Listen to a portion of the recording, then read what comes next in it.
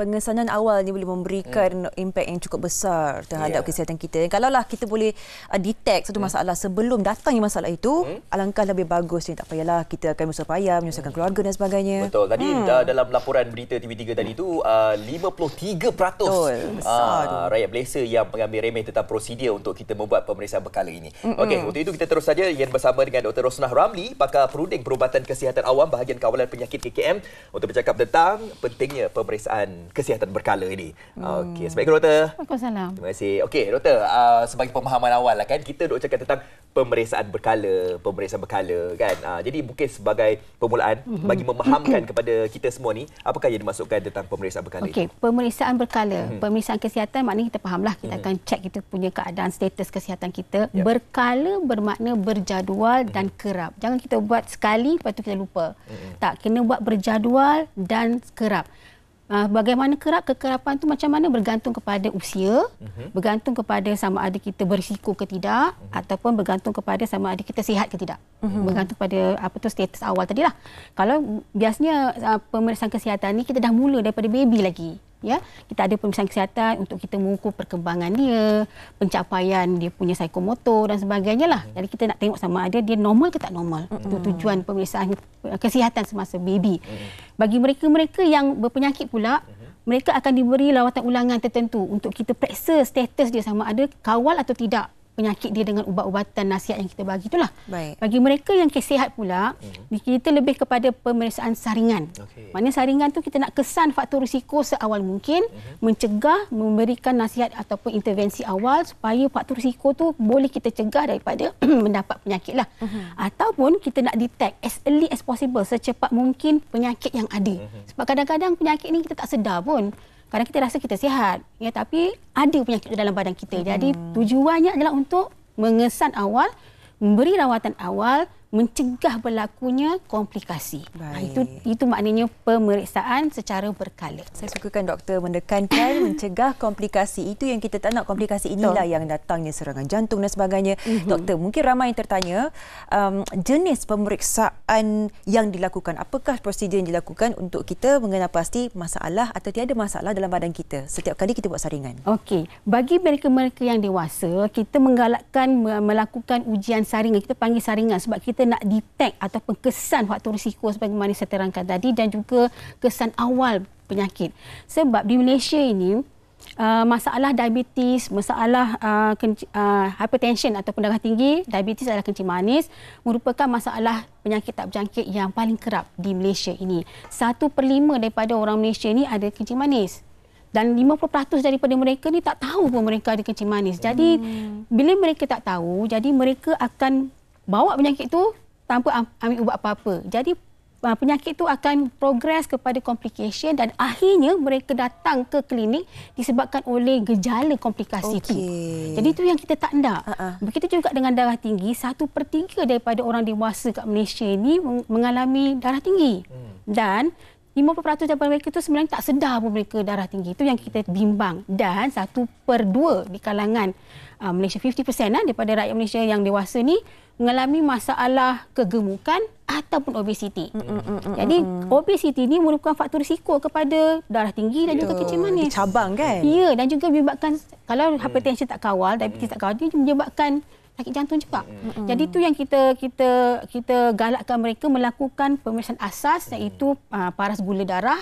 Kita nak tengok sama ada dia berisiko atau tidak ataupun ada darah tinggi, kencing manis ke tidak. Dan juga tekanan darah dan juga indeks GSM tubuh. Itu pemeriksaan asas yang kita tekankanlah sebab dia ada kaitan dengan penyakit tadi tu. Dan juga paras kolesterol. Paras kolesterol kalau tinggi dia merupakan faktor risiko juga untuk mendapat darah tinggi dan juga sakit jantung. Perlu diingat bahawa penyakit jantung merupakan penyebab utama kematian di Malaysia. Ya, sebenarnya dalam berita pun kita dah banyak kali juga kita baca tentang perkara ini, obesiti, sakit jantung, darah tinggi, semakin lama semakin meningkat. Dan juga dalam berita juga ada mengatakan bahawa bila kita melakukan pemeriksaan, baru kita dapat tahu kita ni ada sakit jantung. Lepas tu kalau ada kanser, kita ni dah berada di tahap yang teruk. Kan? Sebab apa? Sebab kita tidak membuat pemeriksaan berkala. Kita lewat. Jadi sebelum kita lewat ni doktor, seawal usia berapa yang sesuai tadi untuk yang bayi memang kita tahulah kan. Tapi bila kita dah besar, dah bekerja, dah berjaya ni kadang macam terlupa pula nak buat pemeriksaan berkala kan. Jadi seawal usia berapa yang wajar untuk nak buat pemeriksaan tu? Perlu diingatkan bahawa penyakit tak berjangkit ni dia boleh datang pada bila-bila usia pun.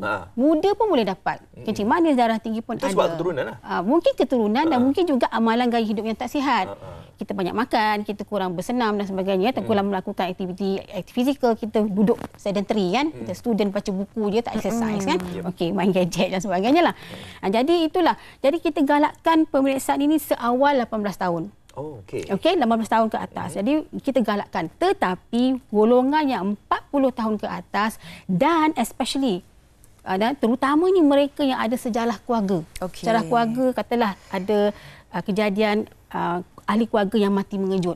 Mungkin ada serangan jantung, kita tak tahu kan. Jadi ada sejarah keluarga yang sebegitu ataupun sejarah keluarga yang ada kencing manis, yang ada kanser, yang ada darah tinggi. Jadi mereka inilah yang patutnya orang kata ada kesedaran untuk menjalankan saringan secepat mungkin. Ya. Doktor, bila kita menyentuh tentang jenis saringan ni kan mungkin ramai yang tertanya kalau nak detect lah contohnya bagi barah atau kanser. Apakah jenis pemeriksaan yang boleh dilakukan? Sebab sejujurnya bagi saya lah, saya nak buat test ni juga, saya tengok ada yang premium, ada yang basic, ada yang komprehensif. Jadi apakah penanda aras ataupun jenis yang sepatutnya diambil oleh setiap peringkat umur? Okey, macam ni. Buat masa sekarang, penyakit tak berjangkit yang paling common, yang biasa yang saya terangkan tadi adalah kencing manis, darah tinggi. Dan penyakit kencing manis, darah tinggi ini penyebab mungkin kaitan rapat dengan kejadian iskemik ataupun serangan jantung yang merupakan faktor utama kematian di Malaysia ni lah. Di samping itu, hypertension, diabetes juga ada kait rapat sangat dengan gejala teruk COVID-19. Mesti kita ingatkan tentang COVID-19 dan dia juga faktor risiko kepada gejala kematian akibat COVID-19. Jadi kita nak fokuskan kepada dua penyakit itu dulu. Jadi pemeriksaan asas yang kita emphasize ataupun kita fokuskan sekarang ini adalah pemeriksaan paras gula, tekanan darah, serum kolesterol, paras kolesterol dan juga indeks jisim tubuh.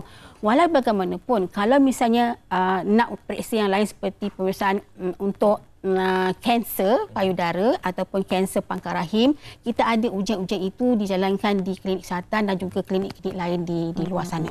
Dan kita boleh minta lah. Itu adalah pilihan kita lah. Ya, tapi asasnya kita nak fokuskan kepada 4 tu dulu.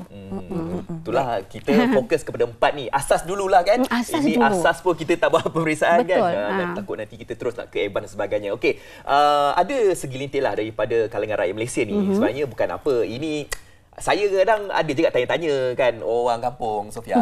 Bila tanya, Cik ada pergi tak jumpa dengan doktor? Tak lah, tak nak lah jumpa doktor. Takut lah. Takut. Cucuk jarum lah, dia tak nak. Kita sihat-sihat ni. Tiba-tiba cakap, faham. makcik ada jantung, sakit jantung. Tiba-tiba kata orang tu apa, bila dapat tahu sakit, resah, kemurungan. Macam akan kemurungan, lepas tu macam turun sakit dan sebagainya. Jadi bagaimana, doktor?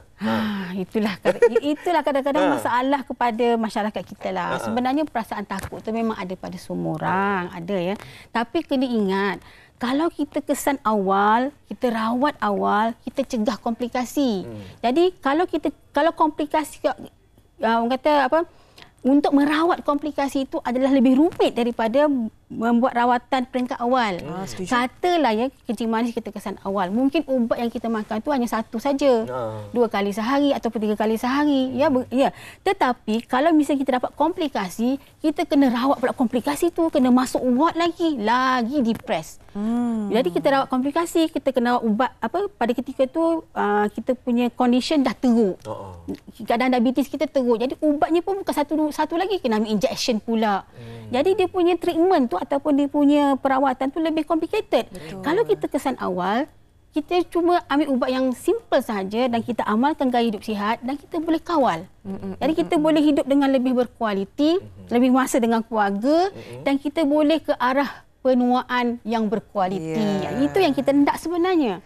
Pendek katanya, kalau kita dapat detect awal, kita boleh selesaikan yang ke peringkat yang paling masih mudah untuk diurus, mudah untuk dirawat dan kita pun rasa tak adalah terganggu kualiti kehidupan kita. Kalau misalnya ada complication, kita kena rawat komplikasi pula, kena operate lah pula, kena kaki kena gangrene dan sebagainya, kena ada bisul lah besar dan sebagainya supaya complication kan susah. mengganggu kualiti kita. Jadi rawat awal, jangan bimbang, tak ada apa. Semua orang berisiko mendapat penyakit sebenarnya. Saya pun berisiko juga, tapi kena cek awal, kita treat awal supaya yang penting kita prevent complication. Kayaknya macam lagi meningkat usia tu, lagi sepatutnya lagi kerap lah sebenarnya kan untuk kita dapat pemeriksaan tu. Betul. Tapi ini macam orang muda, Sofia, macam saya. Cawak pertengahan kan. Okey, ini golongan yang aktif lah bersukan. Sebab doktor pun tahu kan sekarang ni macam orang bersukan yang berbasikal, dan kisah ada yang macam meninggal mengejut dan sebagainya. Tiba-tiba serangan jantung. Jadi bagaimana komen doktor tentang perkara ini? Okey, kita banyak dengar ramai insiden kematian mengejut. Bukan hanya atlet, tapi ada juga yang dalam memandu pun kadang-kadang terbabas. Kemungkinan mereka ada heart attack masa tu, mungkin stres kan, nak cepat ke, atau stres dalam jam ke, stres kan, jadi tekanan kepada jantung, akhirnya dapat heart attack, dia terbabas. Kita kata terbabas, sebenarnya mungkin dia mendapat sakit jantung. Pernah satu ketika dulu ya, arwah artis yang bekerja di airport juga meninggal akibat heart attack. Ada lama dulu ya, arwah Hani Musin. Tak salah saya. Jadi itulah pentingnya kita mencegah daripada komplikasi. Serangan jantung itu dah komplikasi kepada faktor-faktor awalan. Seperti tingginya paras kolesterol, darah tinggi. Kalau kita tak cek awal, benda tu akan merebak dan merosakkan jantung, merosakkan buah pinggang. Jadi dalam keadaan tertentu, di akhirnya nanti kita sengsara akibat komplikasi. Bukan sebab gejala penyakit tu sendiri, tapi komplikasi tu. Itu sebabnya kita penting buat saringan. Kalau ada faktor risiko tu, kita intervene awal-awal. Kalau ada tanda-tanda awal penyakit, kita rawat awal-awal. Lagi-lagi kalau ada tanda kan. Ya, lagi kalau tanda tu, lagilah. Okey, Dr. Akhir sekali lah, kalau seseorang itu dah macam tergerak hati nak buat saringan hari ini juga, macam mana kita nak buat booking lah kiranya? Ada kata dapat prosedur tertentu? Mahal lah. Okey, macam ni. Jadi oleh kerana pentingnya saringan kesihatan ini, sebenarnya YB Menteri Kesihatan iaitu YB Khairy Jamaluddin telah pun melancarkan inisiatif saringan kesihatan kebangsaan pada bulan Julai tahun ni lah. Jadi kita mengwar-warkan, ingin mempromosikan kepentingan, jadi kita menggalakkan rakyat Malaysia ni supaya menjalankan ujian saringan. Jadi dalam proses itu menyediakan akses yang mudah kepada saringan ini, kita bekerjasama dengan agensi-agensi lain lah, KKM, Perkeso dan juga PKB40 ya dalam. Jadi kita bekerjasama juga dengan klinik-klinik swasta. Jadi kita memberikan saringan secara percuma lah di klinik kesihatan kita. Jadi boleh datang ke klinik kesihatan di seluruh negara untuk mendapatkan saringan ini, especially yang basic tadi tu, yang 4 tadi tu. Jadi kita galakkan, dan mereka-mereka yang mencarum di bawah Perkeso kan, boleh pergi kepada klinik panel Perkeso, di mana mereka juga memberikan perkhidmatan saringan secara percuma pada pekerja mereka yang mencarum. Dan di golongan yang PKB40, golongan B40 boleh menyertai klinik-klinik PKB40 untuk saringan secara percuma. Kalau dah bagi free tak buat juga, tak tahu nak cakap apalah doktor. Jadi kita dah menyediakan kemudahan, facilitate kepada komuniti. Jom. Kita ni dah malas. Nak suruh macam doktor datang rumah juga. Tapi bila doktor dah datang rumah, dah terlantar. Itu dah lambat dah. Takut nak bawa jangan, bawa anak pergi pergi klinik. Percuma saja di klinik-klinik kerajaan. Ikut kelayakan-kelayakan tertentu lah. Tapi kalau ada berkemampuan, bolehlah pergi ke klinik swasta. Salahnya. Boleh pergi. Ada orang cakap macam klinik kerajaan penuh ni sangat, nak tunggu. Okey, boleh pergi. Tapi klinik swasta pun tak mahal sangat pun kan, kalau kita ambil pemeriksaan yang basic. Tak adalah mahal sangat. Sebab pemeriksaan tu tak adalah mahal sangat berbanding dengan nanti kos rawatan kita nanti. Betul. Masuk ward sampai berbulan untuk treatment dan sebagainya lagi. Prevent awal kita elakkan awal. Dengan itu kita nak ucapkan terima kasihlah kepada Dr. Rosnah Ramli, pakar perunding perubatan kesihatan awam bahagian kawalan penyakit KKM, sudi memberikan peringatan dan tiba masanya setiap-tiap tahun kena buat saringan. Sayangilah diri anda. Betul.